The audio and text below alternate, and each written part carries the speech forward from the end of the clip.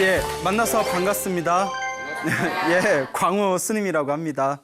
예, 그 부처님 당시에 삼형제가 살고 있었다고 합니다. 예, 삼형제가 살고 있었는데요. 이름을 잘 들어야 나중에 안 헷갈려요. 첫째가 마하깔라. 벌써부터 헷갈리나요? 예. 둘째가 마찌마깔라. 네. 셋째가 쫄라깔라라고 했답니다. 예, 그래요. 뭐 일단 헷갈리지 않게. 예, 자, 근데 여기서 여러분들은 마하깔라와 쫄라깔라, 첫째와 막내 이 두 명의 이름만 기억하시면 됩니다. 자, 오늘의 이야기는 이제 마하깔라와 그 동생인 쫄라깔라의 그런 이야기로 이제 첫 번째 이야기를 시작하도록 하겠습니다. 그 마하깔라와 이제 쫄라깔라가 굉장히 큰 부자였습니다. 이제 상인이었대요. 그래서 이제 500대 수레에 상품을 싣고 물건을 싣고 이렇게 인도의 전역 도시를 다니면서 이제 물건을 파는 대상인이었대요. 옛날에 500대면 엄청난 거예요. 네. 지금으로 치면 뭐 엄청난 유통기업 정도 되겠죠. 하루는 이제 500대 그 물건을 싣고 도시를 다니면서 이제 장사를 하다가 부처님이 계시는 제따와나 사원 근처에 잠시 머무르게 됩니다. 그리고 이렇게 그곳에서 쉬고 있는데 사람들이 꽃과 향과 음식을 가지고 다들 줄지어서 환하게 웃는 얼굴로 어딘가를 가고 있더래요. 저 사람들이 어딜 저렇게 꽃하고 향하고 음식을 가지고 저렇게 즐겁게 콧노래를 부르면서 다들 어딜 가지? 지나간 사람을 붙듭니다. 어디 가십니까? 라고 질문을 던지니까 부처님의 설법을 들으러 사원에 가고 있습니다 라고 하더래요. 그래서 부처님의 설법을 듣는다라는 이야기를 듣는 순간 몸에서 엄청난 짜릿한 흥분과 기쁨이 솟구쳤다고 합니다. 그냥 그 이야기를 듣는 것만으로. 그걸 우리 불교에서는 전생에 성근이 있다라고 표현을 합니다. 전생에서부터 수행을 한 사람이다. 여러분들도 불교 우리 그 부처님, 그 광우 스님 저기 설법 들으러 우리 BTN 가자라는 얘기 듣는 순간 몸에서 전기가 흐르셨나요? 네. 아닌가 아는데. 예, 그래요. 여하튼 그래서 어떻게 몸에서 싹 이렇게 전기가 흐른 걸 느끼면서 너무 기쁜 마음에 자기도 이제 따라갑니다. 다 이제 따라갔는데 그 가니까 수많은 사람들이 이제 다 모여 있는 거예요. 그래서 부처님께서 그 중생들의 수준에 맞춰서 그 자세하게 설법을 하는 것을 뒤에서 가만히 듣다가 마음에 아주 강렬한 믿음이 솟구치게 됩니다. 그 부처님의 설법이 끝난 뒤에 문득 이런 생각을 합니다. 어차피 사람이 영원히 살 수 없다. 그리고 언젠가 사람은 죽는다. 내가 죽으면 처자식이 따라오는 것도 아니고 모아둔 재산을 가져갈 수 있는 것도 아니다. 내가 왜 이런 것에 집착을 하는가. 차라리 머리를 깎고 스님이 되어서 나는 영원한 진리, 내 도를 닦겠다라고 결심을 합니다. 스님이 되려고 마음을 먹어요. 그래서 불교에서는 그런 얘기를 합니다. 스님은 아무나 될 수가 없다. 전생에 쌓아놓은 성근과 복이 있어야 스님이 될 수가 있대요. 그러니까 여러분들도 스님이 되고 싶다고 해서 딱 스님이 될 수 있어요, 없어요? 없어요. 별로 되고 싶은 마음도 없지만 그렇죠, 여러분. 스님 뭐 딱히 되고 싶은 마음도 없어요. 아마 이러겠지만 어쨌거나 불교에서는 스님이 된다는 거는 전생에 일단 복이 많아야 스님이 될 수 있다고 합니다. 그래서 우리 어른 스님들께서 항상 하시는 말씀이 전생에 복이 있어서 스님이 된 거니까 이번 생에 열심히 수행하고 복 까먹지 말아라. 이런 이야기를 자주 하셨죠. 어쨌거나 부처님의 설법 한 번에 스님이 되기로 마음을 먹습니다. 그 부처님께 다 찾아갑니다. 설법이 끝난 뒤에. 그때는 굉장히 행복했을 것 같아요. 우리는 부처님에 대한 모든 이야기를 책을 통해서 이야기를 통해서 알 수 있잖아요. 근데 그 당시에는 이렇게 설법 듣다가 설법이 끝나면 바로 부처님 가서 상담도 할 수 있고 그렇잖아요. 부처님하고 이야기도 할 수 있고 부처님한테 공양도 올릴 수가 있고 그래서 그 당시에는 참 행복했겠다라는 그런 이제 불자로서 그런 생각이 듭니다. 부처님께 거룩하신 세존이시여, 부처님이시여, 저도 머리를 깎고 출가하고자 합니다. 받아주십시오. 부처님께서 이와 같이 말씀하십니다. 혹시 집안 식구들에게 이야기는 하고 왔냐? 집에서 해결해야 할 것이 있다면 다 해결하고 온 것이냐라고 이제 질문을 던지십니다. 그러니까 실은 제가 장사를 하고 있었는데 그 지금 장사하고 있는 곳에 제 또 동생이 있습니다. 그러니까 부처님께서 그 동생에게 이 말을 전하고 와라. 깨끗하게 해결할 것이 있으면 해결하고 오너라라고 이제 돌려보내십니다. 그래서 이제 마하깔라가 막내인 쫄라깔라를 찾아가서 이 500대의 술에 내 모든 재산을 다 네가 다 가져라. 그거 동생이 싫지는 않아요. 예, 그렇죠? 다 이 재산을 주겠다니까. 근데 의아한 겁니다. 형님 왜 그러십니까? 세상이 더덥고 무상하구나. 나는 영원한 진리를 위해서 출가하겠다. 그러니까 동생이 형님이 가시면 이 다 잘 되고 있는 사업 이거 어떡합니까? 형님 아니면 저 혼자서 다 꾸려나가기 힘듭니다. 형님 그러지 말고 이 세속에서 쾌락을 누리면서 사는 것도 나쁘지 않습니다. 그러니까 이제 다 마하깔라 이 맏형에 모든 것이 더덥구나. 이 재산은 네가 다 가져라. 나는 이제 너에게 전해야 될 건 다 전했으니 나는 출가하겠다. 그러면서 이렇게 이야기를 합니다. 내 아내들에게 전해다오. 그대들도 각자 원하는 재산을 가지고 마음껏 떠나고 싶은데 떠나라 라고 전해다오라고 부탁을 합니다. 여기서 이제 유의할 점이 아까 삼형제라고 했지 않습니까? 막내인 쫄라깔라는 부인이 2명이 있었답니다. 네. 그리고 둘째인 마지막 깔라는 부인이 4명이 있었답니다. 예. 자, 그러면 장남이 마하깔라는 부인이 몇 명 있을까요? 그렇죠. 248입니다. 예? 248. 8명의 부인이 있었답니다. 예? 어떻게 그렇게 골랐을까? 8명. 감당이 될까요? 예? 야, 여하튼. 그래서 내 8명의 부인에게 예? 전해라. 라고 이제 말을 남긴 뒤에 이제 호련히 부처님의 곁으로 가서 머리를 깎고 출가합니다. 그리고 막내 쫄라깔라도 급히 자기가 처리해야 될 걸 다 깨끗하게 처리한 뒤에 집안에 알리고 급히 형을 따라서 머리를 깎고 스님이 됩니다. 막내도. 막내는 왜 출가했을까요? 형을 꼬들겨서 형을 다시 세속으로 돌려보내야지. 내 기회를 놀려서 뭐하러 빡빡 깎은 중이대 막 이러면서 내가 다시 세속으로 보내야지 하고 이제 같이 따라간 거예요. 그래서 옛말에 친구 따라 어디 간다? 친구 따라 강남 가고 형 따라 어디 간다? 절에 간다라는 말이 그래서 이제 생긴 게 아닌가 싶습니다. 그런 말 처음 들어보시죠? 네. 제가 만든 말이에요. 예, 그래요? 자, 어쨌거나 이제 마하깔라는 출가를 한 뒤에 너무나 수행을 하고 싶어서 출가한 것이기 때문에 오로지 마음에 수행 생각뿐이 없어요. 그래서 부처님께 질문을 던집니다. 거룩하신 부처님, 머리를 깎고 출가한 스님은 어떤 길을 걸어야 됩니까? 그 부처님께서 이와 같이 말씀하십니다. 크게 2가지 길이 있다. 경전을 공부하면서 학문을 닦거나 교리를 공부하거나 마지막 하나는 마음을 닦아서 깨달음을 얻는 거다. 명상, 참선을 하는 것이다. 그러니까 곰곰이 마하깔라가 생각을 하더니 다음과 같이 얘기합니다. 저는 나이가 많이 늦게 출갔기 때문에 지금 책을 봐도 늦을 것 같습니다.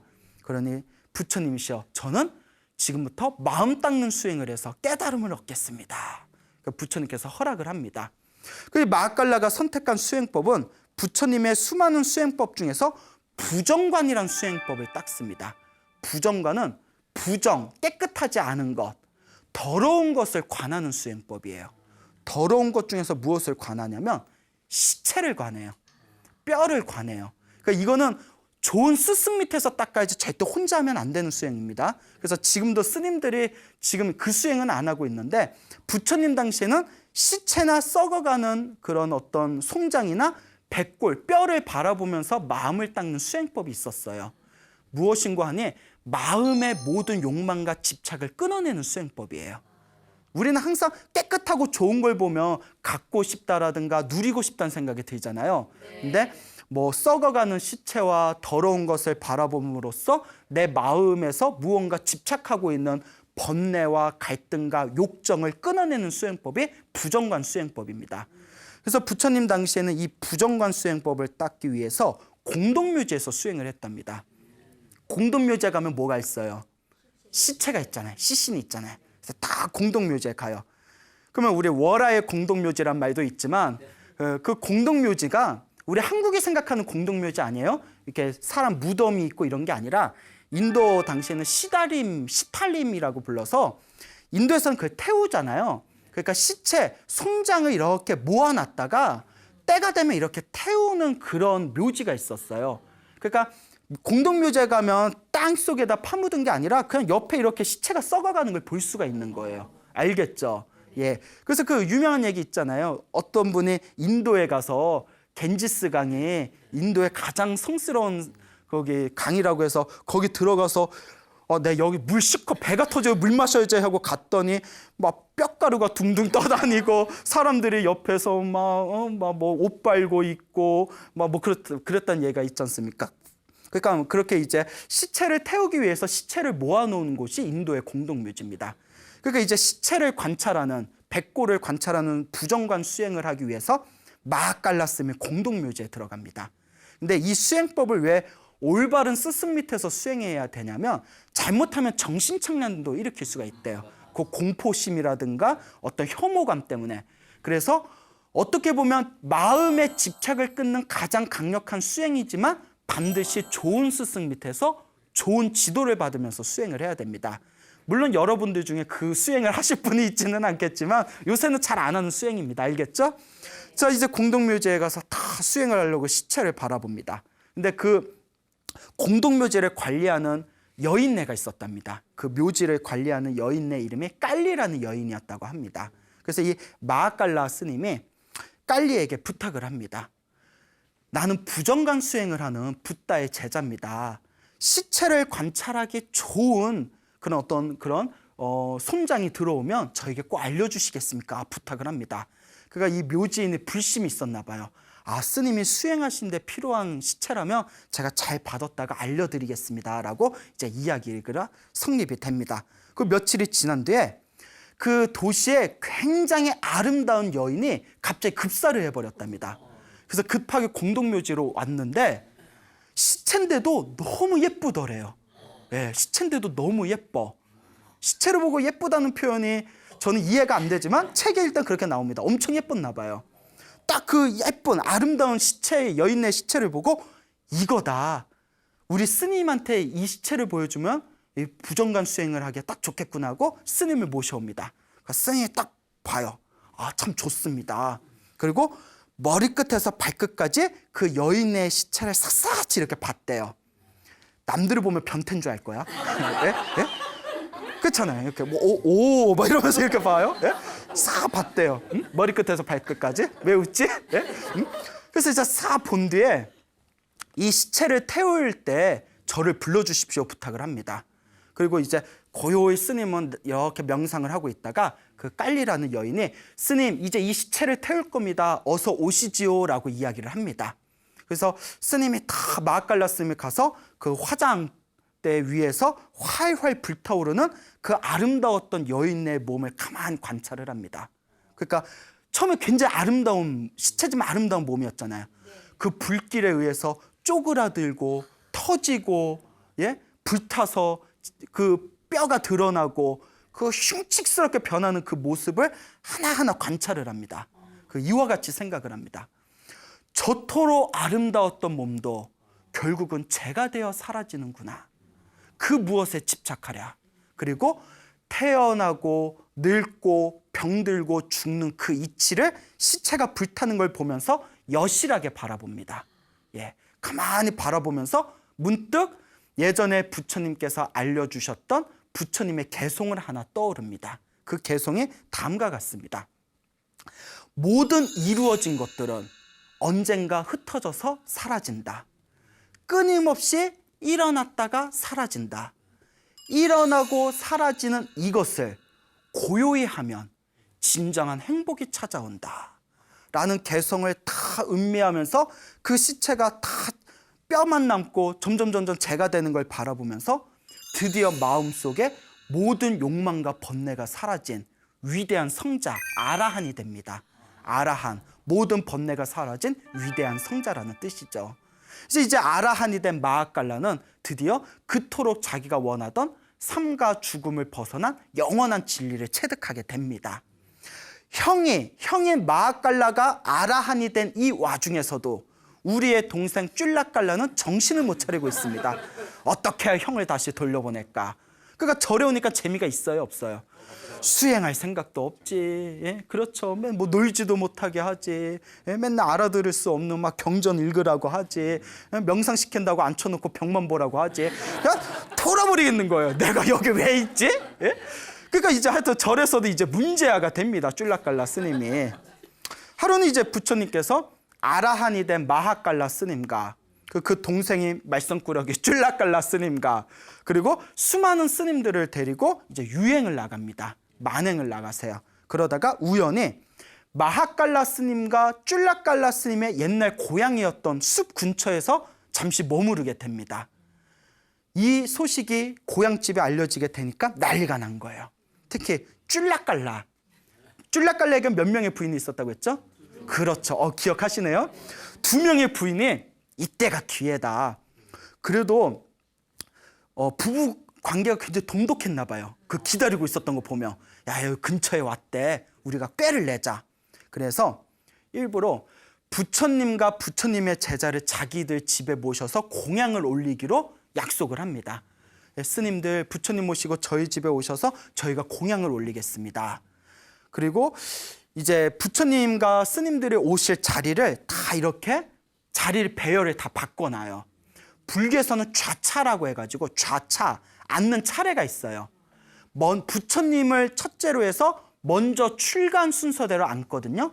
근데 이 좌차를 이렇게 다 헝클어뜨립니다. 스님들 관계에서는 그 좌차를 엉터리로 배열하면 굉장히 예의에 어긋나는 거예요. 모르고 하면 그럴 수도 있지만.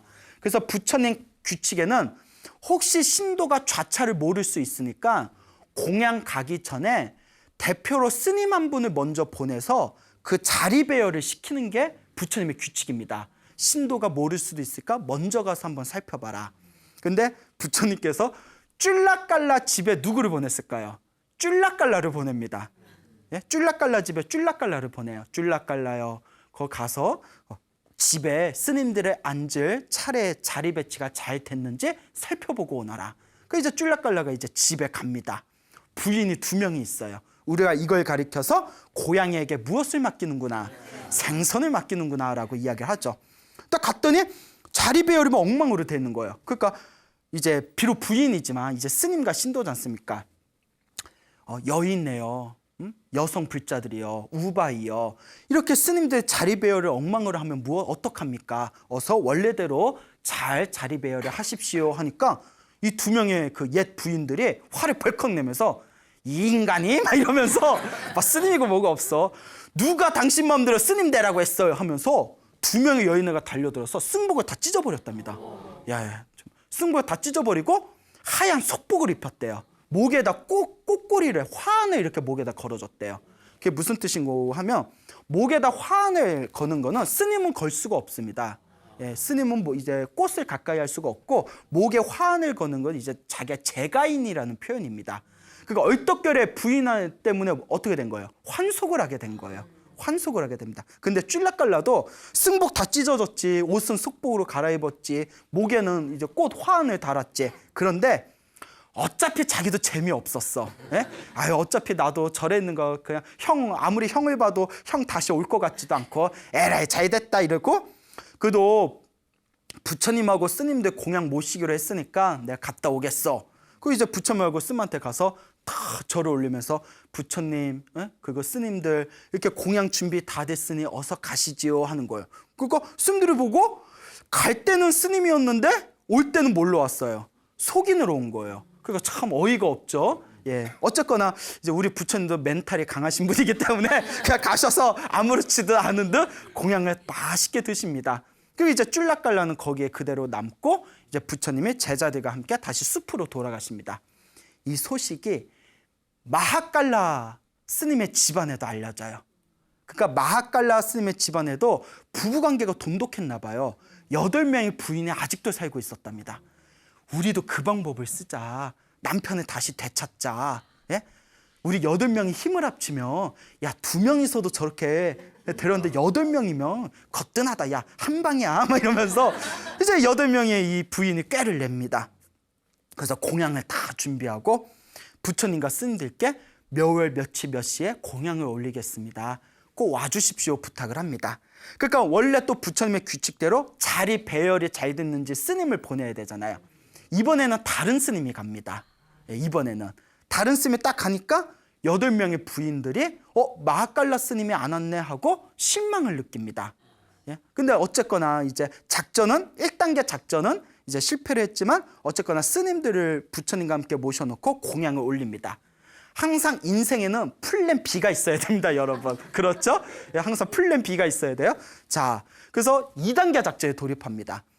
부처님의 규칙은 다음과 같습니다. 신도들에게 공양을 얻어먹고 난 뒤에는 그 신도를 위해서 반드시 법문을 해줘야 됩니다. 좋은 설법을 해줘야 돼요. 이게 부처님의 규칙입니다. 그때 이 8명의 아낙네들이 부처님께 다음과 같이 부탁을 올립니다. 거룩하신 세존이시여, 저희가 공양을 올렸으니 설법을 듣고 싶습니다. 그런데 누구에게 듣고 싶습니다? 마하깔라 스님에게 설법을 듣고 싶습니다. 부처님과 스님들은 먼저 돌아가시고 저희는 마하깔라 스님에게 설법을 듣겠습니다 하는 거예요. 눈에 보이죠? 뻔히 보여요. 예? 어디서 작업이야? 막 이런. 예? 근데 부처님께서 그렇게 하여라 하고는 이제 마하깔라 스님에게 설법해 주라 시키고는 제자들과 함께 숲으로 돌아갑니다. 뻔히 다 보이는데 제자들 막 뒤에서 웅성웅성거립니다. 숲으로 돌아와서 부처님, 이거 부처님 실책인데 이건 아니죠 막 이러면서 그 부처님께서 이제 제자들의 마음을 아시고는 다음과 같이 얘기합니다. 무슨 이야기를 그렇게 나누고 있느냐. 부처님, 마하깔라 스님의 옛 8명의 부인들이 마하깔라 스님을 끝까지 자기들 집에 모셔두고자 했던 거는 마하깔라 스님을 다시 환속시키기 위함입니다. 근데 부처님도 뻔히 그걸 아실 텐데 어찌하여 그냥 둔단 말입니까? 그때 부처님께서 다음과 같이 질문하십니다. 제자들아, 그대들은 마하깔라 스님과 쫄라깔라 스님이 같다고 생각하냐? 그러니까 제자들이 이렇게 대답하죠.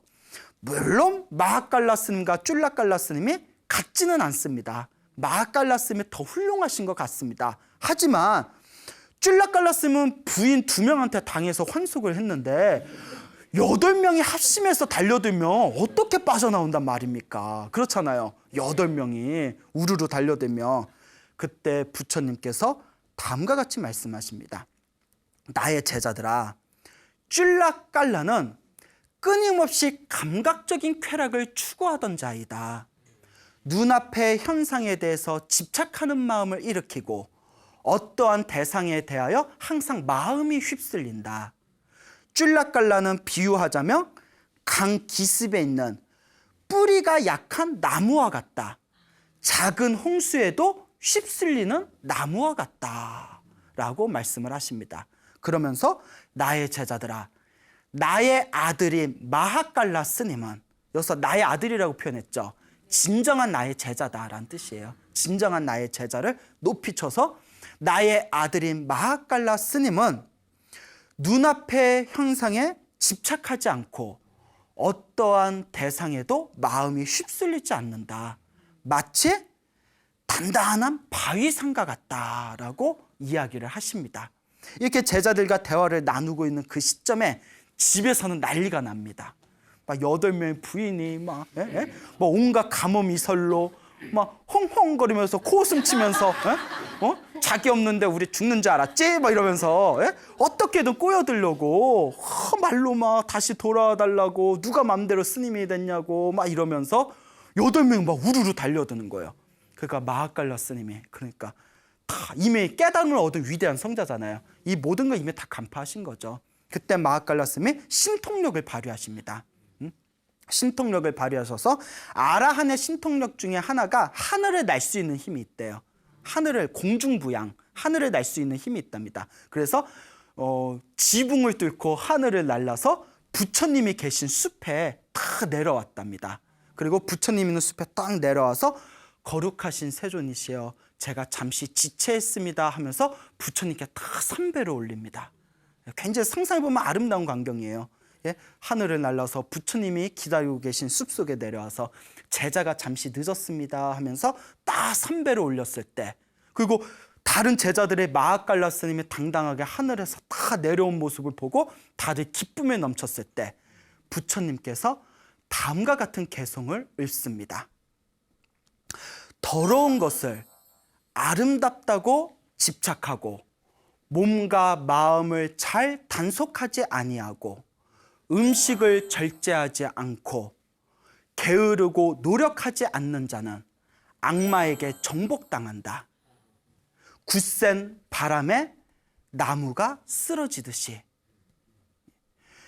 아름다운 것에 집착하지 않고 몸과 마음을 잘 단속하고 음식을 절제하고 믿음이 깊고 노력하는 자는 결코 악마가 정복할 수 없다. 바람에 바위산이 흔들리지 않듯이 라는 개성을 읽습니다. 여기서 말하는 악마는 우리 마음의 욕망을 뜻합니다. 우리 마음의 욕정을 뜻하는 거예요. 쫄라깔라 스님은 그 두 명의 아내에 의해서 결국 자신의 마음의 악마에게 당합니다. 욕망에 지는 거죠. 하지만 우리의 마하갈라 스님은 8명의 어여쁜 아내들이 아무리 유혹하고 잡으려 했지만 여기서 하늘을 날고 공중을 날아서 부처님의 곁에 돌아갔다는 것은 또 하나의 상징적 표현이 있습니다. 하늘을 날아 탈출하듯이 그 모든 욕망에서 훌훌 털어버리고 나올 수 있었다라는 또 하나의 표현이 될 수 있는 것이죠. 굉장히 아름다운 이야기지 않습니까? 여러분들도 한번 여러분들의 마음, 여러분들의 욕망, 여러분들의 욕정을 한번 잘 관찰해 보시기 바랍니다. 그것을 지혜롭게 극복했을 때 우리의 삶이 조금 더 풍요롭고 아름다워질 수 있을 것이라고 우리 부처님께서 항상 말씀하셨습니다.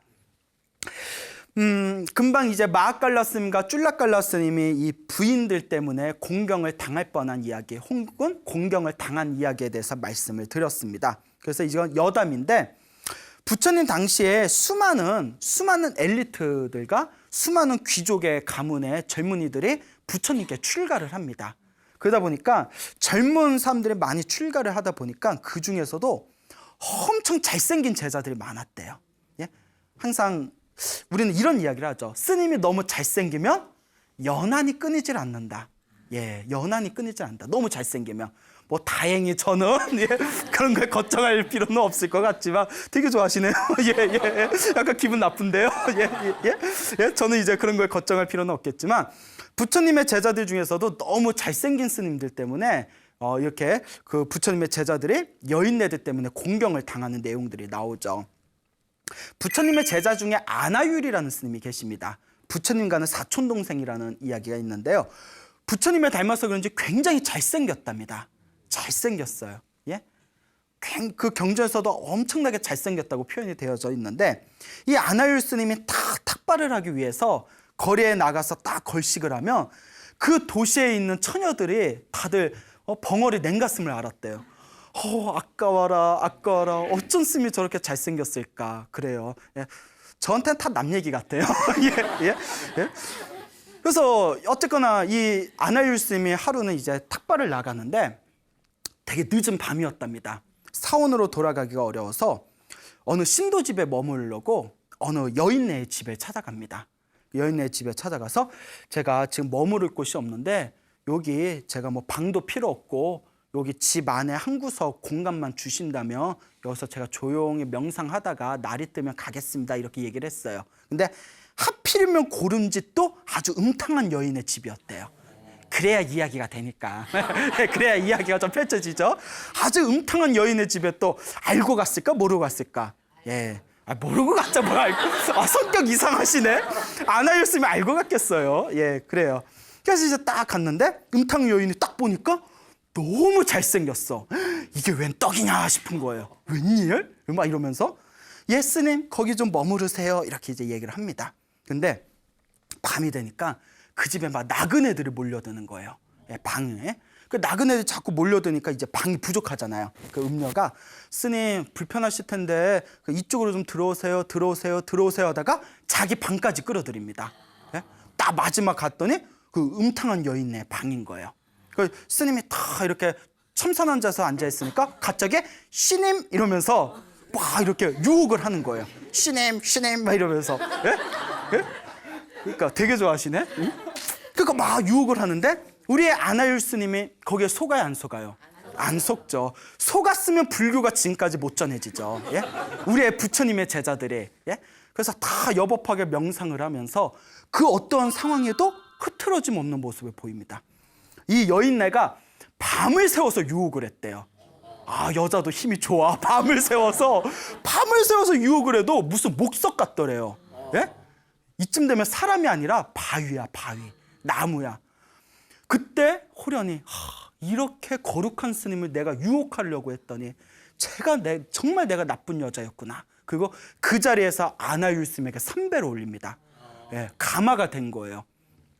자기가 타고난 미모로 세상에 어떤 남자도 유혹을 못할 남자가 없다고 믿었는데 그 아나율 스님의 그 반듯한 수행의 자세에 가마가 돼서 아나율 스님한테 3배를 올리고 아나율 스님의 그리고 부처님의 신도가 됐답니다. 대단하죠? 이 소식이 싹 퍼집니다. 싹 퍼지는데 한쪽에서는 아나율 스님을 크게 칭찬을 하고 역시 부처님의 수제자답다 칭찬을 하고 한쪽에서는 에이 예? 남녀가 한 방에 있었는데 뭔 일이 있었는지 어떻게 알아? 막 이러는 거예요. 그렇죠? 예? 어떻게 알아? 이 이야기가 부처님의 귀에 딱 들어갔을 때 부처님의 아나율 스님을 부릅니다. 그리고 신랄하게 꾸짖습니다. 그대가 유혹에 넘어갔냐 안 넘어갔냐? 나는 당연히 너의 수행의 힘을 알기 때문에 당연히 유혹에 안 넘어갔을 거라는 걸 나는 알고는 있다. 하지만 어찌하여 중생들에게 의심할 거리를 주느냐? 예? 왜 중생들에게 의심할 거리를 주느냐 하시면서 그래서 아나율스 때문에 만들어진 계율이 한 방에 여인과 함께 잠자지 말아라라는 그냥 같이 있지 말아라. 한 방에 여인과 단둘이 같이 있지 말아라라는 계율이 생기게 됩니다. 동숙하지 말아라. 함께 잠자지 말아라. 무슨 말인지 아시겠죠? 라는 이야기가 생기게 되었죠. 참 우리 부처님 꼼꼼하시죠? 참 꼼꼼해. 예? 여인네와 길동무하지 말아라 라는 계율이 그래서 생기게 되죠. 자, 이와 같이 부처님의 그 경전이나 부처님의 계율에 대해서 담겨져 있는 율장을 보면 이렇게 재미난 이야기들이 굉장히 많습니다. 또 우리나라의 가장 큰 스님으로 알려지신 분 중에 한 분이 여러분 우리나라를 대표하는 가장 큰 스님 하면 딱 누가 떠올라요? 역사를 통틀어서. 네? 그렇죠. 야, 원효 스님을 기다렸습니다. 예, 원효 스님. 우리나라에서 최고의 큰 스님을 꼽으라면 아무래도 원효 스님을 가장 영순위에 올릴 정도로 원효 스님의 영향이 엄청나게 큽니다.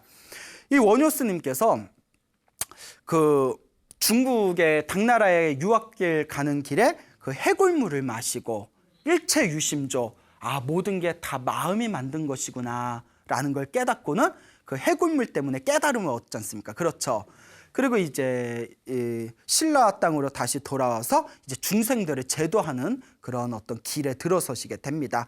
근데 이 원효 스님께서 요석공주와 이제 동침을 하세요. 그렇죠. 그리고 누구를 낳죠? 설총을 낳습니다. 근데 이제 우리 불교계에서는 그렇게 가르칩니다. 원효 스님이 요석공주와 동침을 해서 설총을 낳은 게 중생의 어떤 욕정에 의해서 한 게 아니라 원효 스님이 미래를 생각하고 당신이 만들어 놓은 당신의 어떤 거대한 계획이었다. 뭔가 깊은 뜻이 있어서 그런 거다라고 이제 옛날부터 우리 불교의 선지식들은 원효 스님이 절대 욕망에 휩쓸려서 그런 짓을 한 게 아니다. 이렇게 말씀을 하시죠. 그래서 원효 스님은 스스로 파괴를 한 뒤에 나는 파괴를 했으니 스님이 아닙니다 해서 스스로를 복성거사 혹은 소성거사라고 불렀어요. 스스로를 거사라고 불렀습니다. 그러니까 엄밀히 따지면 우리가 원효 스님이라고 하면 안 돼요. 뭔지 알죠? 스스로 파괴를 하고 거사라고 칭했기 때문에. 그런데 그분의 살아온 삶이 너무나 거룩하고 우리 불법을 세상에 널리 알리는 큰 공헌을 했기 때문에 엄밀히 말하면 스님이라고 붙일 수는 없지만 정말 스님 같은 삶을 사셨다 해서 우리가 예의상 뭐라고 붙인다? 스님이라다, 원효 스님이다라고 하지만 엄밀히 말하면 스님이라고 붙이면 안 된다고 합니다. 대신 뭐라고 해야 되냐면 원효 보살이라고 불러야 됩니다. 뭐 관세음 보살, 문수 보살처럼 원효 보살. 보살이라는 말에는 출가자와 재가자를 다 통틀어서 쓸 수 있는 표현이거든요. 그러니까 그냥 상식 삼아서 알아두면 되겠죠. 이 원효 스님이 그렇게 이제 설총을 낳은 뒤에 이제 저 어느 산 중에 깊이 들어가서 움막 하나, 초막을 하나 지어놓고 거기서 맹렬하게 수행을 시작합니다. 다시 이제 스스로 내공을 채우는 깊은 수행을 닦게 되는데, 하루는 비가 폭우가 막 쏟아지는 날에 이렇게 이제 수행 참선을 하고 있는데 똑똑똑 하는 소리가 들려요. 웬 여인네가 스님 문 좀 열어주세요 이러는 거예요. 그 스님이 놀라가지고 우리 같으면 뭐야 이랬을 텐데, 그 문을 여니까 웬 또 여자도 예뻐, 예? 아리따운 여인네가 또 비가 왔잖아. 옷이 우와 그냥 쫙 붙어가지고, 스님 길 가는 여인네인데 길을 잃어서 비를 맞았습니다. 밤이 늦었으니 저 좀 재워주십시오 이러는 거예요. 그 스님이 어떻게 해요? 혼자 사는 스님이지만 자비심으로 그러면 들어오시죠 하고 이제 방으로 안내를 해요. 그 이제 불을 피워줘서 몸을 좀 말리시죠 이러고, 원효 스님 딱 벽을 보고 앉아 있는데 자꾸 이 여인네가 자꾸 막 앓는 소리를 하는 거예요. 막 신음소리를 내면서 스님 비를 너무 맞았더니 몸에 냉기가 들었나 봅니다. 이러다 저 큰일 나겠습니다. 저 몸 좀 주물러 주십시오 이러는 거예요. 헐 뭐야? 기가 막혀 스님한테. 그래서 이제 원효 스님이 나는 출가자요. 출가자는 절대 여인네의 몸에 손을 대지 않습니다. 스님은 자비심도 없습니까? 근데 다 죽게 생겼는데, 사람이 죽게 생겼는데, 예? 스님의 본분은 자비 아닙니까? 그 원효 스님이 또 말은 잘하네. 예? 말은 잘해. 그 자비시 그러네. 그러면 내가 좀 주물러 주겠어. 이제 그 꼼지락꼼지락 주물러 주는데 이 여인네가 얼굴에 철판을 깔아가지고 여기도 주물러 주세요, 저기도 주물러 주세요, 그 온몸을 다 주물러 주세요 이러는 거예요. 그 원효 스님이 계속 주물렀어요. 계속 하염없이. 그리고 날이 샜대요. 날이 샜는데 더 무서운 게 아무 일도 없었대요. 예? 그게 더 이상해. 아무 일도 없었어 둘이. 예? 원효 스님이니까 아무 일도 없었어. 근데 이제 손가락은 아프겠죠. 하루 종일 주물러줬으니까. 예? 예? 그 일당으로 치면 얼마야 안마비. 응? 원효 스님이 이제 내 이상한 여자 만나가지고 내 다 죽게 생겼네 이래가지고, 이제 내가 몸이 다 말랐고 해도 떴으니까 이제 가시오 해서, 자기는 이제 너무 더워가지고 그 다 폭포수에 나와서 폭포수에서 다 폭포를 맞으면서 계곡물에 이제 몸을 씻고 있었대요. 근데 여인네가 가란 데는 집은 안 가고 갑자기 딱 나타나더니 스님 물이 어쩜 이렇게 맑아요 하면서 저도 같이 씻어요 하면서 옷을 훌러덩 벗더니, 야 리액션 좋아. 이런 얘기 좋아하는구나. 옷을 훌러덩 벗더니 계곡물에 풍덩하고 들어오더래요. 같이 씻자고. 원효 스님이 다 보는 거예요.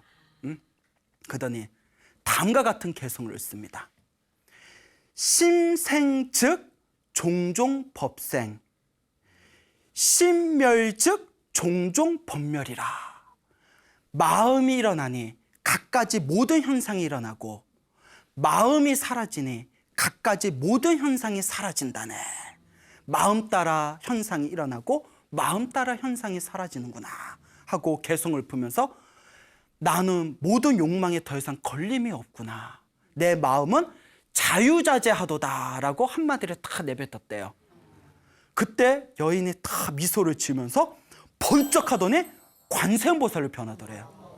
그 관세음보살님이 다 미소를 짓더니 호련히 사라지더래요. 그때 원효 스님이 딱 머리에 번쩍하면서 관세음보살이 나를 시험해보러 왔구나.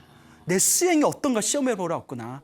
야, 누구는 관세음보살 얼굴 한번 보기도 힘든데 하루 종일 관세음보살 주물렀으니, 야, 그것도 진짜 성은을 입었네. 그리고 마음에 느낀 바가 있어서 관세음보살을 만났던 그 움막에다 절을 짓습니다. 절을 짓고 그 절에다 이름을 붙입니다. 내 마음의 욕망에 걸림없이 자유자재했다 해서 절 이름을 자재암이라고 짓습니다. 그게 저 유명한 소요산 자재암이에요. 아시겠죠? 네. 예, 바로 이와 같습니다. 여러분, 우리가 살다 보면 여러 가지 역경이 생길 수도 있고 여러 가지 유혹이나 욕망이 흔들릴 때가 있을 수가 있습니다. 여러분, 아까 말씀드린 마하깔라 스님과 아나율 스님과 우리 한국의 성자이신 원효 스님의 이야기를 통해서 여러분들도 다 내가 만든, 마음이 만든 환상이구나 라는 마음으로 열심히 기도하시고 복을 지어서 여러분들의 운명을 아름답게 바꿔나가시기를 바랍니다. 마음의 환상에 속지 않으면 우리는 진정한 자유를 얻게 될 것입니다. 여러분, 행복해지고 싶습니까? 네. 행복한 삶을 창조하고 싶습니까? 네. 복을 지으십시오.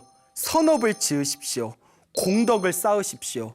복과 선업과 공덕의 힘이 여러분들을 진정한 행복의 길로 이끌어 줄 것입니다. 오늘 여기서 마치겠습니다. 소중한 나, 무한 행복!